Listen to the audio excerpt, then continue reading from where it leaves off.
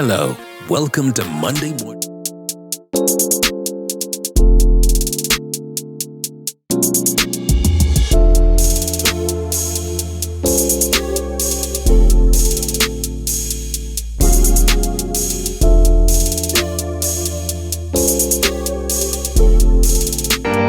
Church consultation? Wow, most definitely yes. Just as you should see your primary care physician once a year, you should have a church consultation once a year. Churches are organisms that change, age, they have health concerns, and in some cases, die. Church consultations help you stay strong and healthy. It helps you avoid the painful and unhealthy changes that occur over time. Church consultants know where to look, the question to ask, and will provide appropriate solutions for health issues. Magnicraft Consulting helps you lead from your strengths, assist you in identifying and improving your weaknesses, examine all ministry areas for strength, weaknesses, opportunities, including potential threats, provide you with honest feedback, diagnosis, analysis, and actionable solutions. If you want to know more, call us and we'll sit down with you and bring out our ministry stethoscope. Check out our services at our website, www.magnicraftconsulting.com. Get the right and appropriate diagnosis, prescriptions, and services from a certified church consultant. Contact us now on 0802-324-2258. Email contact@magnicraftconsulting.com, magnicraftconsulting@gmail.com, Facebook, Twitter, Instagram @Magnicraft Limited. Magnicraft Consulting, doing church God's way.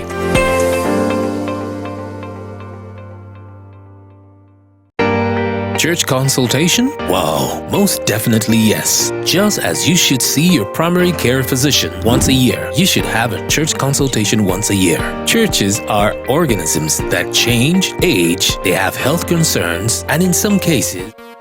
Hello. Welcome to Monday Morning Matters live broadcast show brought to you by Magnicraft Consulting Team, anchored by Niyi Dunmade, a certified church consultant with the Society for Church Consulting in the U.S. Here, each Monday of every week, we address important, relevant, and actionable topics of interest that will help you and your church grow healthier. And now, meet your host, Niyi Dunmade. Welcome, everyone, to this live broadcast show. Thank you for hooking up with us on Monday Morning Matters. My name is Niyi Dunmade, founder and CEO of Magnicraft Consulting. Welcome to the first Monday Morning Matter of June 2023. We're already at the last month of the first half of the year. The year 2023, and of course I don't know when we started this year, and we are already in the middle of the year. Thank you for hooking up with us on Monday Morning Matters. This month we're going to be starting a new series, and there are quite a lot of videos we have done in the past 5 years that you may want to go back to on the YouTube channel, on the Facebook page, to see how you can glean from some of those things. Some people are really happy about some of this content, and it will not be nice if you don't just visit. So welcome everyone to this Facebook Live broadcast show. And this month we're going to be looking at church emergency preparedness. Church emergency preparedness. We're glad you're part of this live broadcast show. Again, I am Niyi Dunmade. I'm the founder and the CEO of Magnicraft Consulting. Let me tell you a little bit about Magnicraft Consulting. Magnicraft Consulting is a church consulting firm that helps local churches to grow, get, and become healthier through empirical assessment, trainings, revitalization, and strategic blueprints. Our vision is to be the leading church health consultancy that creates sustainable, actionable, and adaptable solution. I'm also a certified church consultant with the Society for Church Consulting in the US. I'm your host to the weekly Facebook Live broadcast show every Monday, 7 a.m. Nigerian time, West African time. We are always live. I'm also known as a church health guide of the 21st century. A big thank you to everyone who has been commenting on our post, telling us how timely our live broadcast content is to them, sharing our content. I want to thank you from the depth of our heart. Today, we're going to look at a new topic on checklist for church emergency preparedness. What are the tips you need to put in place to make your church ready for emergency? The thing is, emergencies will come, disruptions will come, unforeseen events will come.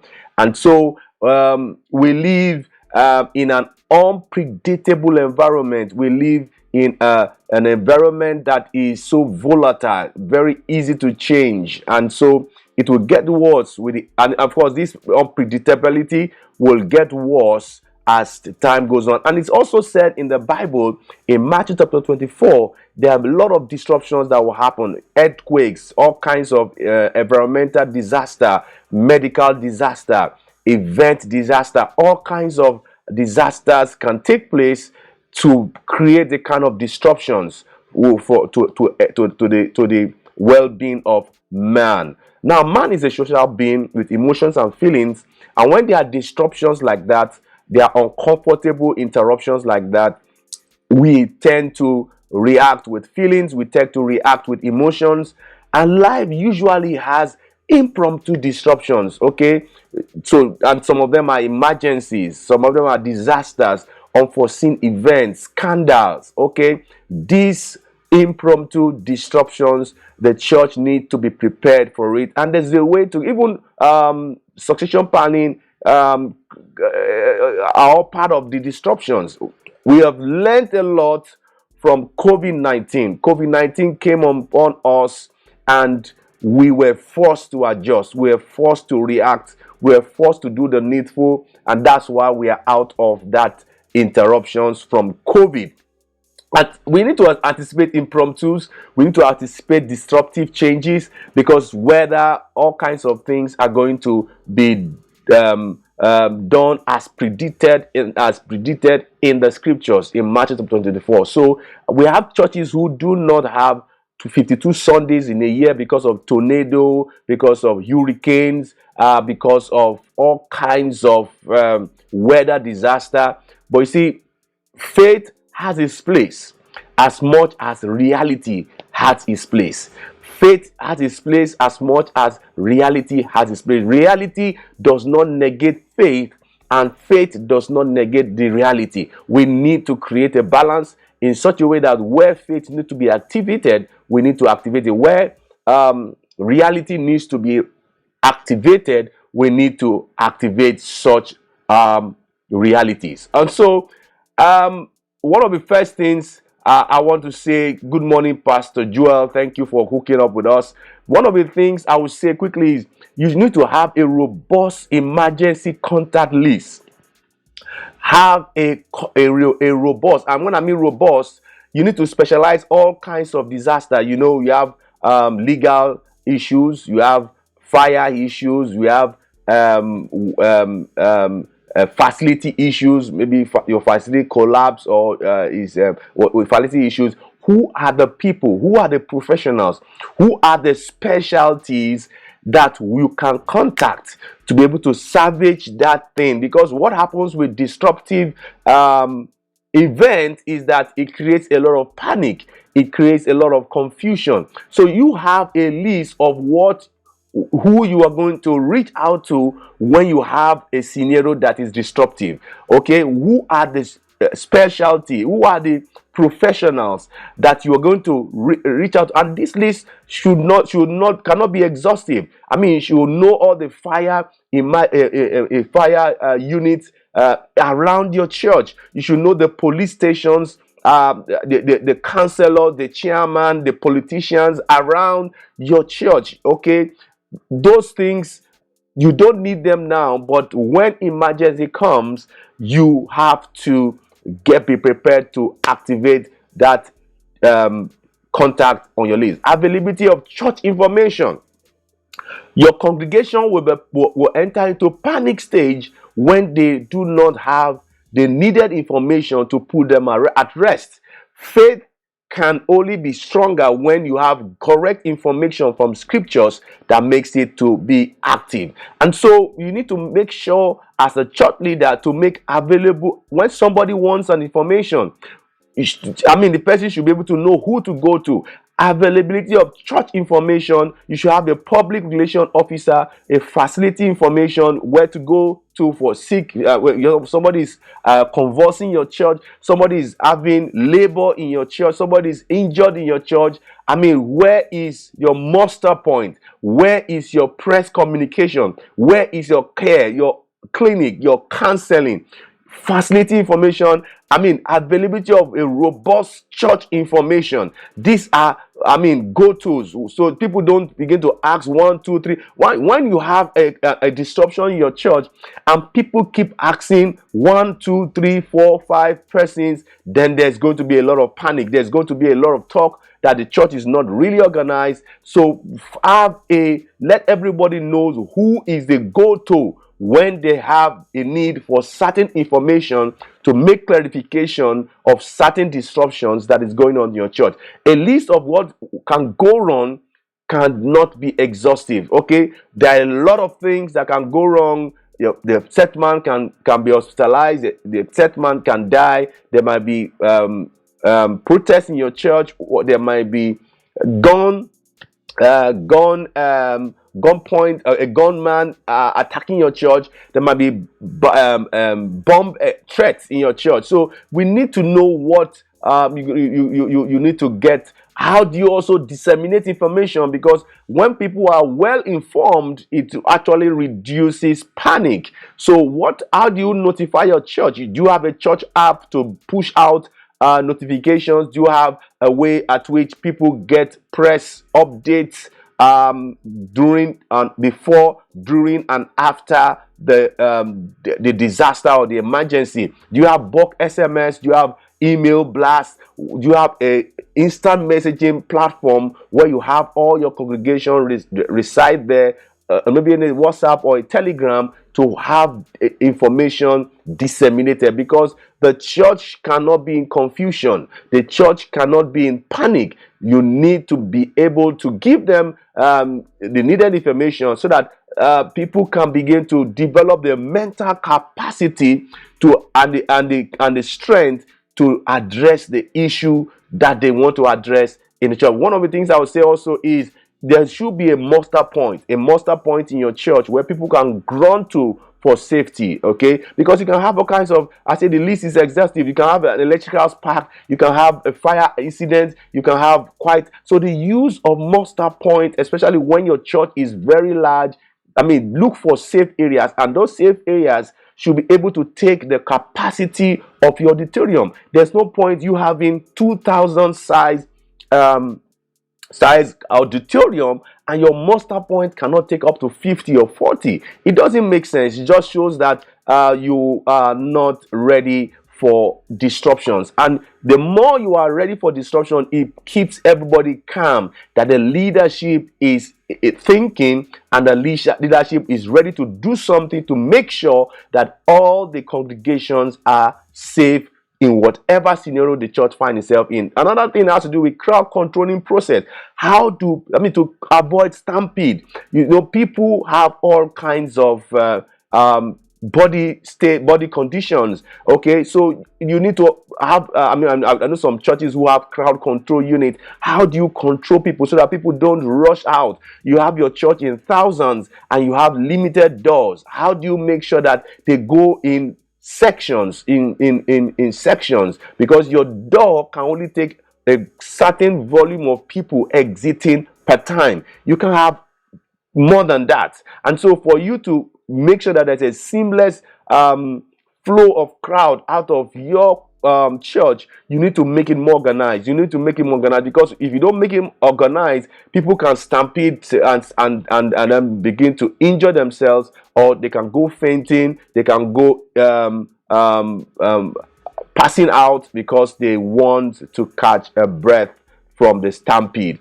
So how you handle mass confusion also? How do you handle panic, whether it's small or big? People are having this panic. People are confused. How do you handle it? You need to put that in black and white, how you are going to handle any panic that your church undergoes. One of the things I will say quickly is you need to understand the type of emergency you are dealing with and be prepared for it. So one of the things is to identify those emergencies.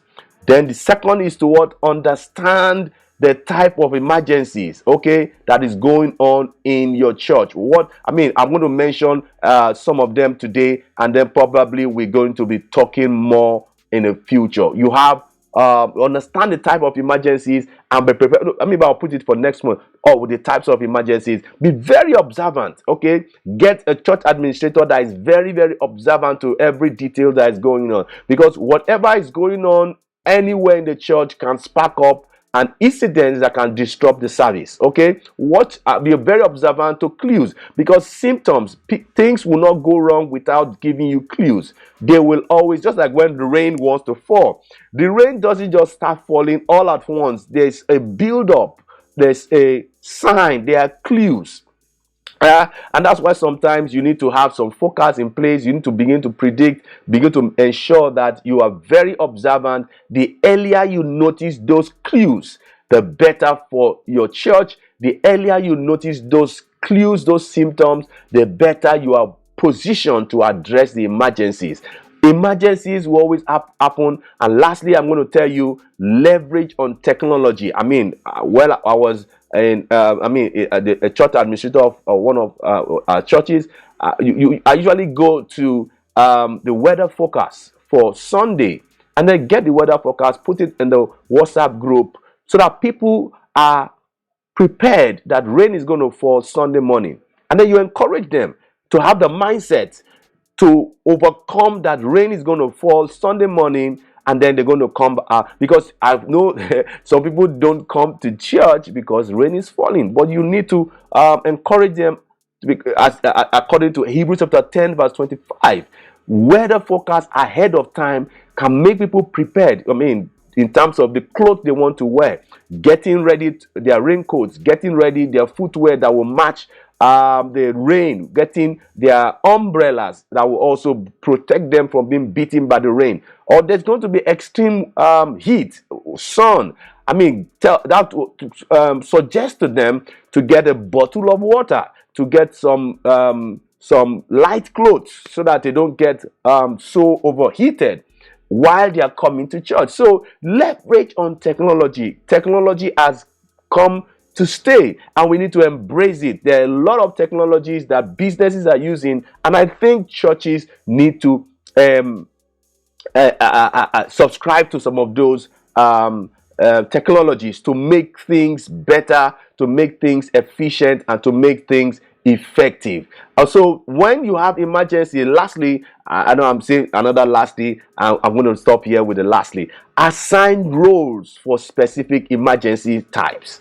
Maybe next week's Monday, I'm going to talk about some emergency. So assign roles when it comes to facility breakdown. Who will be responsible to champion that remedy, that to address that emergency? Assign roles and responsibility with commensurable authority to specific emergency types. And make sure that those people are adequately, they know what they're doing, they are professional, they are competent, they are also calm to be able to address some of these emergencies that is going on in your church. So we have been talking about church emergency preparedness checklist. What are you going to put in place to ensure that when emergency disruptions, all kinds of unforeseen event happens, what is the church going to do? One of the things I will say quickly is good to have a plan. Yes, we know that the emergency is not taking place right now, but have a plan written black and white that this is what we are going to do.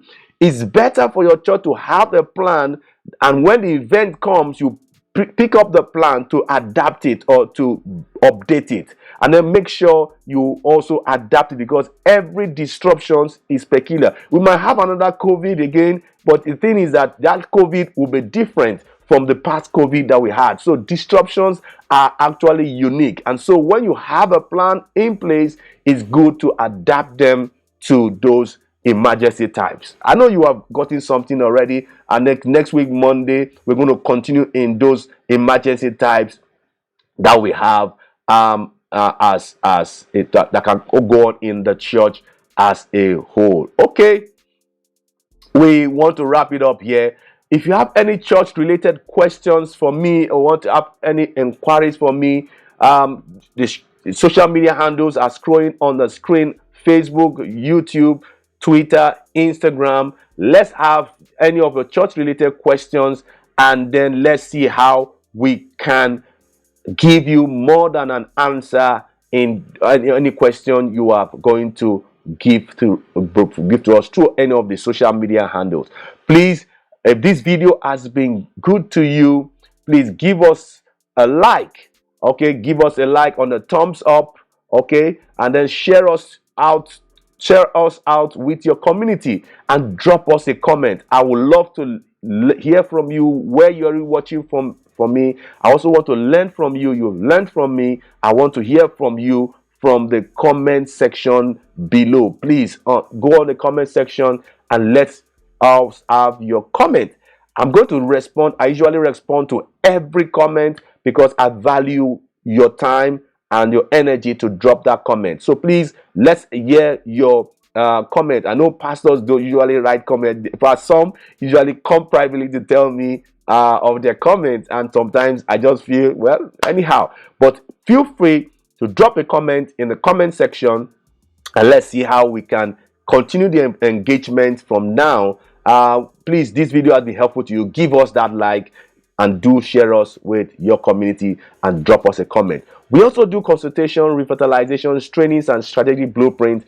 Reach out to us on the number on the screen, and let's see how we can help your church move from where it is right now to where it should be in God. One of the mantras we have is we want pastors to do church God's way with excellent church consulting for health, vitality, and results. Okay, till I come your way next week, Monday, with a continuation of the checklist for church emergency preparedness.